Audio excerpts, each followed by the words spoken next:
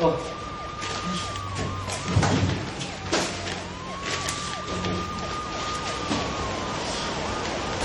Pare, kahit anong mangyari, malaglagan.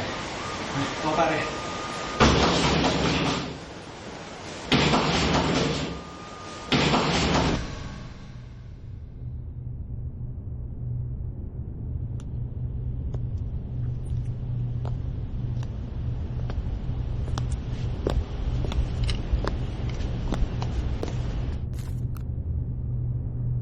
Greg Rodriguez, aktor sa entablado, playwright, leader ng aktivistang grupong Panteatrong Astig. Marami ka ng kaso, ha? Inciting rebellion, illegal assembly, robbery, attempted homicide, conspiracy to assassinate Her Excellency. Alam mo naman siguro kung bakit ka nandito. Formalidad na lang tong pag-uusap natin. Kasalukuyan kang nilalaglag ng kasama mo sa kabilang kwarto. Kung ituturo ka niya, gagawin siyang state witness. Mas mabigat ang parusa mo. Pipitayin ka sa plaza. Sinungaling. Wala namang alam si Kanor eh. Kung aamin ka, kung ituturo mong siya ang mastermind ng operasyon nyo, baka i-absuelto ka. Presidential pardon. Pardon? Sabihin mo sa presidente mo, siya humingi ng pardon sa taong bayan. Hindi nakakatulong sa yung ganyang pananalita.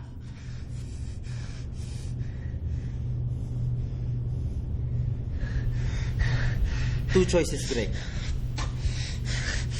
Ituro mo ang mastermind, magiging state witness ka. Pero, pag nilaglag ka ng kasama mo sa kabilang kwarto, bibitayin ka. Pag pareho kayo nagturuan, pareho kayong bibitayin. Wala akong alam. Last chance, Greg.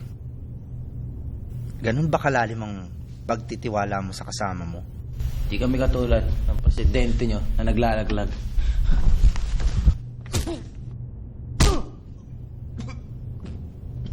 Sinasayang mong oras ko.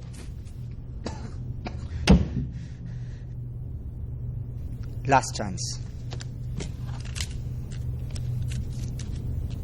Pumirma ka dito. Ituro mo ang mastermind.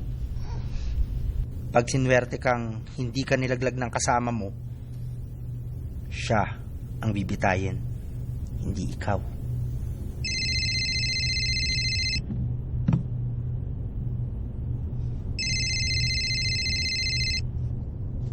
Hello?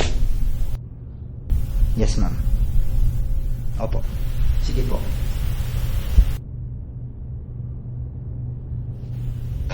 Umamin ang kasama mo.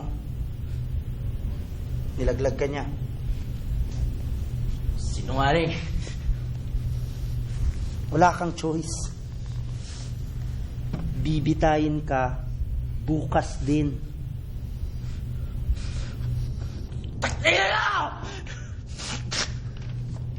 Kung ako sa'yo, idadamay ko na siya. Hindi siya mapagkakatiwalaan.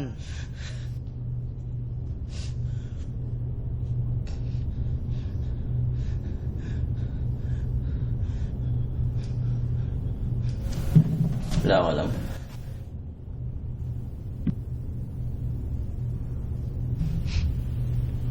Kung yan ang gusto mo.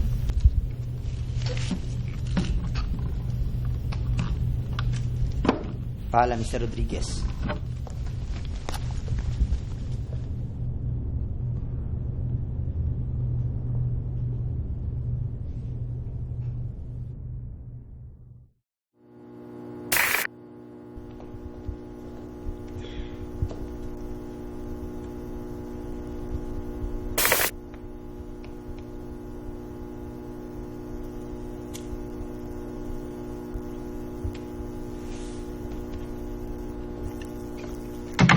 Ganor Santos,